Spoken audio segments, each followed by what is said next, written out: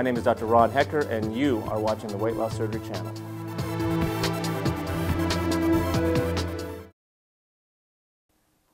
A new study published in the International Journal of Obesity shows that people who lose weight by adopting a healthy diet and exercise habits can keep it off over the long term just as well as those who have bariatric surgery.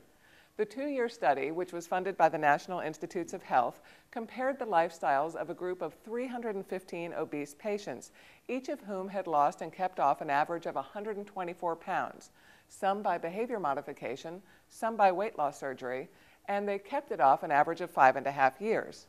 At the beginning of the study, researchers assessed each patient's weight along with his or her food intake, activity level, and psychological factors like depression.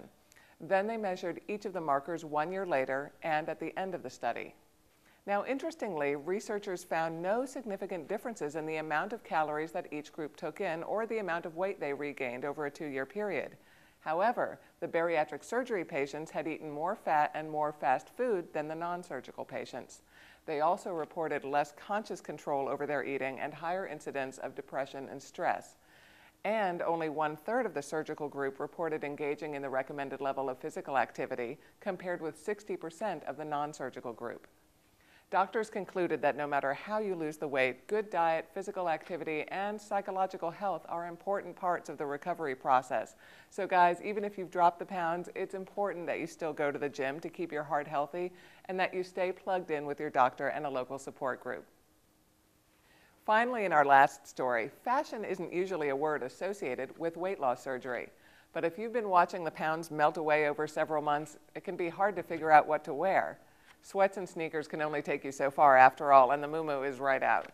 You've got to have real clothes, but who can afford to buy clothing over and over while you're dropping a dress size every month?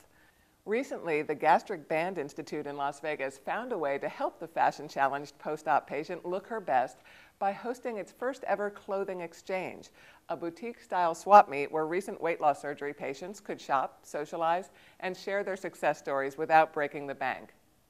Jenna Doughton, one of Las Vegas's most renowned fashion experts, was on hand at the clothing exchange to school the newly trim and fashionable on how to look their best, and successful shoppers even had a chance to get a glamour shot of themselves on the red carpet, thanks to a professional photographer.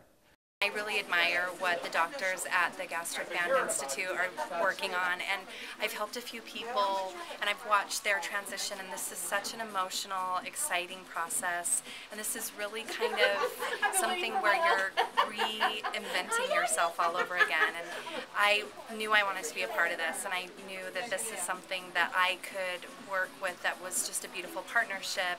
They're changing these people's lives inside and out, and I can help work on their self-esteem and their appearance and creating their own individual style as their body is changing so rapidly.